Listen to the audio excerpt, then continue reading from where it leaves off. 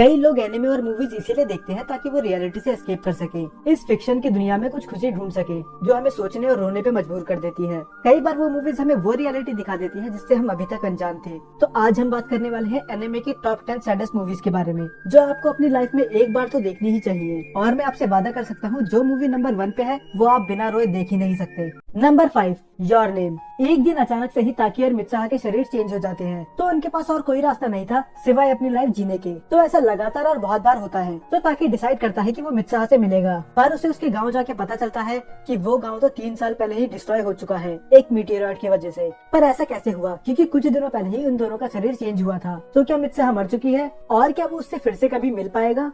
Number 4, I want to eat your pancreas. Sakura को एक बीमारी होती है जिसके वजह से वो 1 साल के अंदर ही मर जाएगी। तो वो सब चीजें करने लग जाती है जो उसे अपनी लाइफ में करनी थी। तो वो इसके लिए चुनती है हारुकी को, क्योंकि साकुरा अपने दोस्तों को नहीं बताना चाहती थी कि वो 1 साल बाद मरने वाली है, वरना लोग उसे अलग से ट्रीट करते। पर हारुकी उसके लिए एकदम अनजान था और उसके साथ रहते रहते दोनों को ही एक दूसरे से प्यार हो जाता है। आपको पूरी मूवी देखते समय यही लगेगा कि ज्यादा से ज्यादा क्या होगा, वो 1 साल बाद मर जाएगी। पर इसमें कुछ ऐसा होता है जो शायद आपको ट्रॉमेटाइज कर दे, क्योंकि उस ट्रॉमा से मैं तो अभी तक बाहर नहीं आया। और इस मूवी का एक और फन फैक्ट, साकुरा जिसका मतलब होता है चेरी ब्लॉसम और हारुकी जिसका मतलब होता है स्प्रिंग, तो इनके नाम ही बताते हैं कि ये एक दूसरे के लिए बने थे।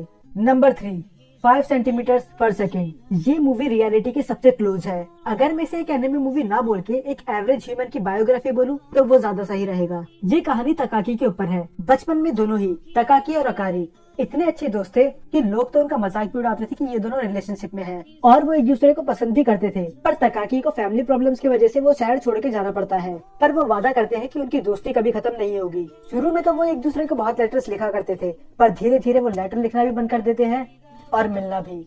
ये बिल्कुल उसी की तरह है कि कैसे हम बचपन में अपने दोस्तों से बात करा करते थे कि हम कभी अलग नहीं होंगे और स्कूल खत्म होने के बाद भी हम मिला करेंगे, पर ऐसा कभी नहीं होता। ये कहानी 3 पार्ट्स में बटी हुई है और तीनों पार्ट में अलग अलग लड़कियां होती हैं, पर तकाकी अभी भी उस चीज से मूव ऑन नहीं कर पाया था और उसके वजह से वो उस लड़की को मौका नहीं देता जो उस समय पे उससे प्यार करती थी। ये मूवी हमें सिखाती है कि किस तरह हमें लाइफ में मूव ऑन करना चाहिए और किस तरह चीजें हमेशा वैसी नहीं रहती जैसी वो हुआ करती थी। समय के साथ सब बदल जाता है। Number 2, a silent voice. सोया एक बुली बच्चा था जिसे फर्क नहीं पड़ता कि दूसरे उसके बारे में क्या सोचते हैं। उसे मजा आता था दूसरों को परेशान करने में। एक दिन उनकी क्लास में एक लड़की का ट्रांसफर होता है जो ना तो सुन सकती थी और ना ही बोल सकती थी, और सोया खुश था कि उसे एक और विक्टिम मिल गया। सोको उससे दोस्ती करने की बहुत कोशिश करती है, पर वो हर बार उसे बुली ही करता था और एक दिन वो सारी लिमिट्स ही क्रॉस कर देता है।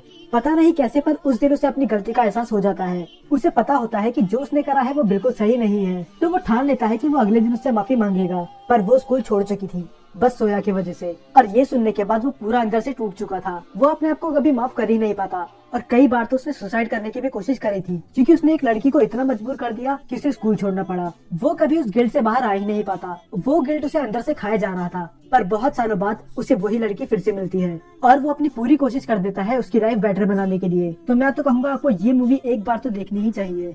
Number 1, grave of the fireflies. मैंने पिछली सभी मूवीज में आपको बोला था कि ये मूवी आपको एक बार जरूर देखनी चाहिए, पर इसमें मैं मना कर रहा हूँ।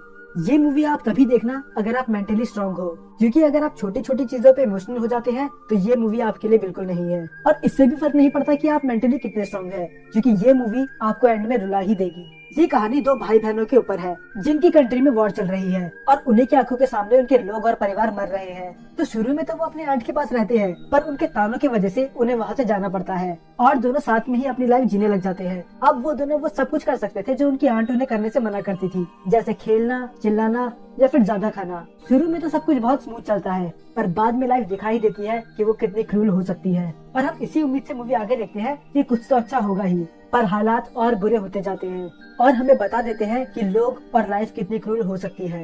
ये एकदम रैंडम लिस्ट थी। ऐसा नहीं है कि जो नंबर 1 पे है वो सबसे अच्छी है और जो नंबर 10 पे है वो सबसे बेकार।